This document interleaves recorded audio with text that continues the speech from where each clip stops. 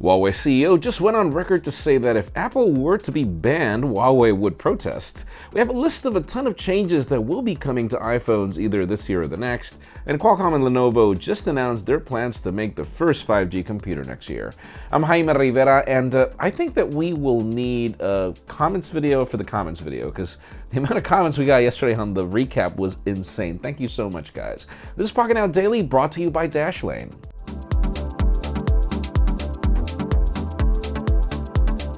The official news today begin with deals. If you're in the market for a Chromebook, I would definitely recommend less expensive products and even the Pixel Book, but if you like the concept of the tablet, the Pixel Slate is currently $200 off.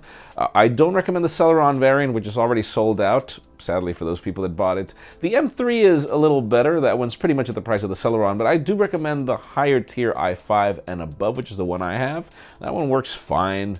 You can learn more in the description. Now, let's talk about Foxconn and the whole recent events. You know, we're hearing about the possibility of an Apple ban from China, the US ban of Huawei. Foxconn just came on record to state that as an ODM, they might be seeing some fluctuations in the amount of manufacturing that they have, but that they're not expecting this to be anything that's not something that we've seen before. And this is rather interesting because we rarely ever see statements from Foxconn, period. So, yeah, we don't understand why, but the statement's there.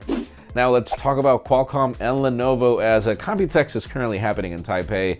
And well, we just got an announcement from Lenovo and Qualcomm that we should be expecting as early as next year a full-blown computer that's 5G connected. Obviously, this is going to be running on the new Qualcomm Snapdragon 8cX platform. I assume that with the same X50 5G modem, not exactly sure how that's going to work, but I do love the fact that we are going to get a fully connected computer. It's called Project Limitless. I can't wait to see the final design or whatever it is that we get. Now let's move the spotlight over to iPhones, as we've got some trusted sources claiming a couple of separate things, starting with the fact that for either this year's iPhones or the next year's iPhones, we can expect a couple of things. The first one being that apparently 3D Touch is going to die, but not necessarily. It seems that Apple is working on a new way to provide us haptics, and that enhancement is going to replace 3D Touch.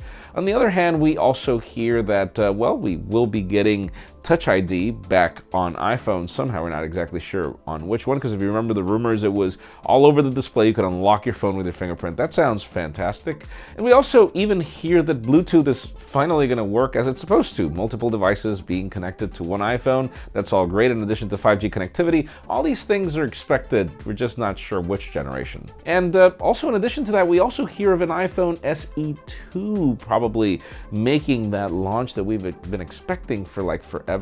Obviously, we're still far away from getting any news on the next iPhones, and the renders for the stove design is actually starting to grow on me. And finally, the hottest news today have to do with Huawei and the company's president coming on record with Bloomberg over how the company would react if the ban were removed or if a ban to Apple would happen. And I like the interview. I highly recommend that you follow the link in the description, watch the whole interview. He claims things like, for example, the fact that he loves that this is happening because his executives were already becoming a little stagnant and a little bored of their jobs. And he was like, we love that this is shaking the corporate culture up and it's helping us start over. That's all great. But even more interesting is when asked about Apple, he was like, no, if Apple were to be banned, which he doubts it will happen, he's like, we would be the first to protest. He even came over to claim that they consider Apple a mentor, a leader, and obviously somebody that they look up to, a company that they look up to, obviously. I really like the interviews with this guy because he is definitely probably one of the most humble people that I've seen on interviews. But still, let us know in the comments down below, what do you think? Do you think that Huawei's approach should continue to be that they're just going to ride this out? Or do you think that the company should be a little more aggressive about what's happening to them and figure out a way out? Because they even claimed if the ban were to be lifted, we would continue buying US products. I think that there should be a little more aggressiveness, but I also have to admire how calm they've been about everything. I mean, this could pretty much cripple any company. But with the size of Huawei, it's understandable why that's not necessarily their case. And folks, I just want to take a minute to tell you about today's sponsor of the Daily. If you're like me, you make most of your purchases online.